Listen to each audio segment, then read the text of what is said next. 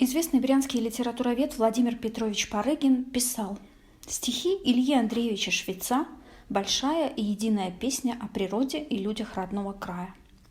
Новозыбковская центральная библиотека имени князя Долгорукова предлагает вам обзор литературно-художественной выставки «Мой дом. Костер на берегу». Такой заголовок выбран был не случайно. В одном из своих стихотворений поэт пишет: «Мой дом. Костер на берегу. Кружок друзей и анекдоты, куда в субботу я сбегу, оставив город и заботы». Видимо, всю творческую жизнь образ костра будоражил воображение поэта.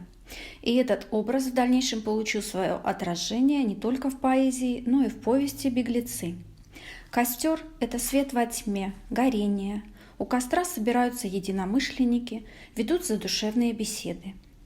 Костер объединяет людей, как объединяет и повествование всей повести. Ее главы так и названы: первый костер, второй костер и так далее. Всего 7 костров.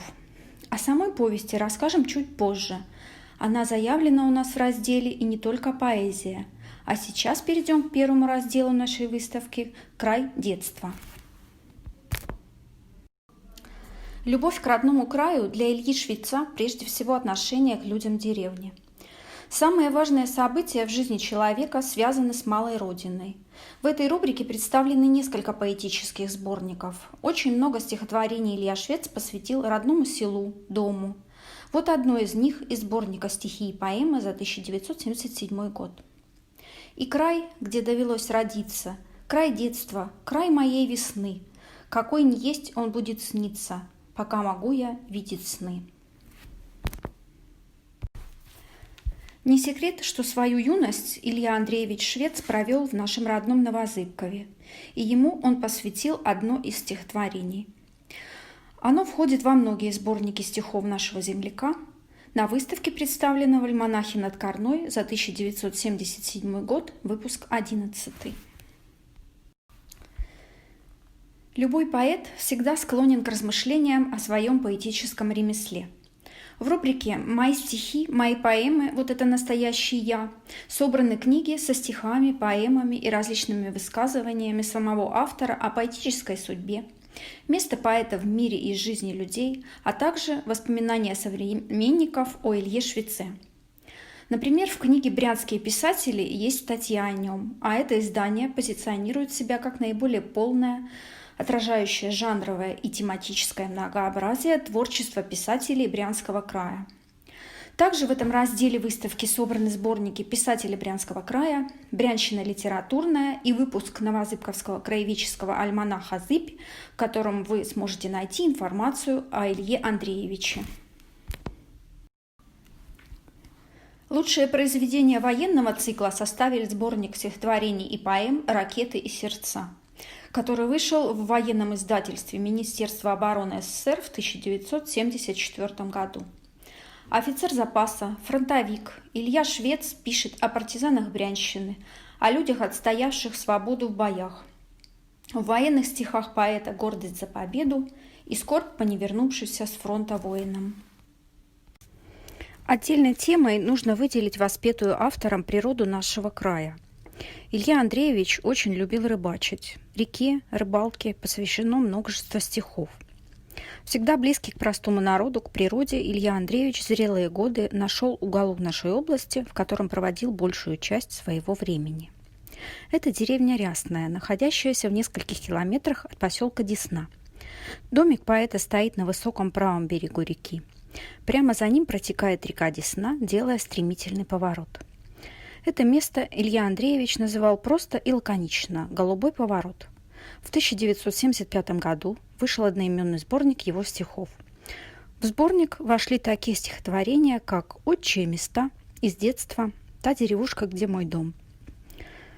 И еще несколько сборников стихов расположились в этом разделе выставки. Все они также воспевают красоту нашего родного края. В 2017 году Брянщина широко отметила столетие Ильи Андреевича Швеца, и в издательстве «Аверс» были выпущены 2 его новые книги. Одна из них – это поэтический сборник стихи и поэмы. В сборник вошли лучшие стихи из наследия поэта и две поэмы «Слеза на граните» и «Моя весна», а также последняя книга стихов «Вечерняя дорога. Итог творческой жизни». В сборнике есть ранее не публиковавшиеся фото из семейного архива, а также предисловие вдовы поэта Мосиной Марии Николаевны. Вторая книга – это повесть «Беглецы». Та самая повесть, упомянутая в начале обзора, где связующим образом всего повествования является костер.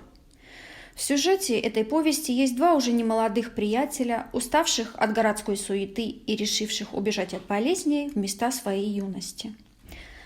На поиски беглецов отправляются их племянники. Таким образом, повествование ведется не только от лица старшего поколения, но и от лица молодых людей. Написано произведение живо, с юмором. Людям взрослым поможет окунуться в атмосферу своей юности, а молодым понять, как жили их предки в эпоху социализма.